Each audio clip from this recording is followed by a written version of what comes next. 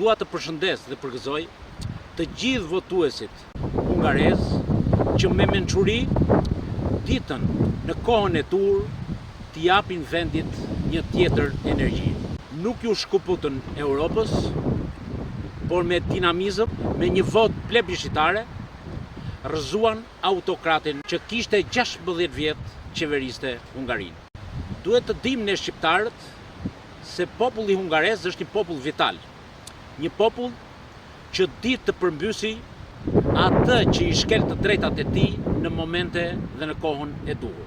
Atë bëri dhe me komunistin, birin e komunistit, që mori fatet e zgjathës në dorë dhe transformoi Hungarinë në një oligarki ashtu si Shqipëria.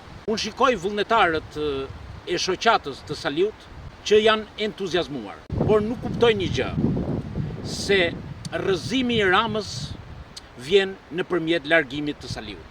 Ne s'mund të bëjmë asgjë, nëse nuk do të riformatojmë opozitën, nëse nuk do t'i japim opozitës një frymë dhe dimension të ri, që populli ta shikoj si alternativë, ta shikoj jo si një mjet për të pasuruar ata persona që marrin pushtetin, por si të jenë në shërbim të qytetarëve. Atëherë populli do vendosi dhe në shumicë dërmuese që nuk ka kleptokrat apo autokrat që e ndalon.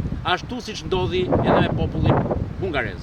U fol shumë nga media të qëna pranë opozitës se Orban drejt mandatit të 5. Në fakt i kishte ardhur fundi, sepse opozita u riformatua, opozita ofroi besim, ofroi alternativë dhe i dha shpresë popullit që të dali mbi 80% në votime. Se populli hungarez brenda pengmarrjes së zgjathës prodhoi një opozitë e cila fitoi bindshëm. Shqipëria është në një udhkryq dhe udhkryq të madh, sepse siç e kam thënë shpeshherë, udhhiqet nga oligarkia dhe luftohet kush do jetë kryeoligarku. Askush nga këta nuk duan të ndryshojnë status quo-n, por thjesht individin. I bindur se mbas zgjedhjeve lokale të vitit 2027, populli opozitar, por edhe të gjithë njerëzit liridashës, ata që duan të ndryshojnë këtë regjim autokratik prej 35 vjetësh, do të bëhen të gjithë bashkë dhe do t'i godasin këto figura që me të vërtet themeluan trekëndshën e Bermudës dhe po vazhdojnë të çmentuara me njëra tjetrën, por çdo gjë ka një fund dhe fundi këtyre po ju vjen. Shikoni popullin hungarez se kurdo të ndryshon dhe atë bëri. E ndryshoi dhe solli njerëzi të re, një frymë të re, një qeverisje që do jetë në shërbim të tyre dhe jo të interesave personale të atyre që marrin pushtetin.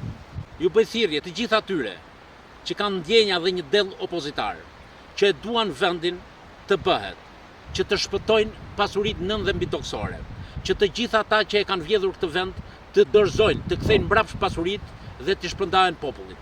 Të bëhen bashkë, mos ndalojnë, t'u japin hapësirë të gjithë intelektualëve që me profesionalizmin e tyre do të bëjnë atë që duhet dhe vendit do t'i japin një alternativë që në vitin 2029 do të mposhtin herë për gjithmonë trekëndshën e Bermudës.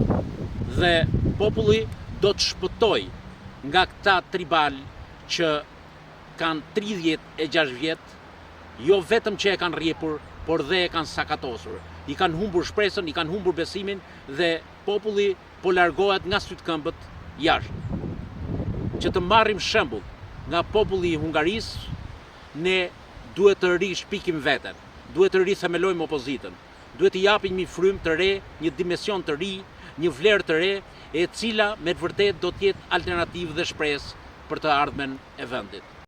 Edhe njëherë uroj popullin hungarez për zgjidhjen dhe zgjedhjen e mrekullueshme që bëri dhe i bëj thirrje popullit shqiptar të marrë shembull, të bashkohet rreth vlerave dhe trekëndshën e Bermudës ta çojë atje ku e meriton. Jo vetëm të gjykohen nga spaku, por të marrin gjykimin popullor, sepse duke marrë një gjykim popullor do të lehtësohet edhe drejtësia për të dhënë drejtësi. Se siç e dim, ata kanë kapur gjithçka. Nuk janë ato që thonë në media, por janë ato që bëjnë poshtë tavolinave. Zoti ju bekoft dhe na shkoft mbar.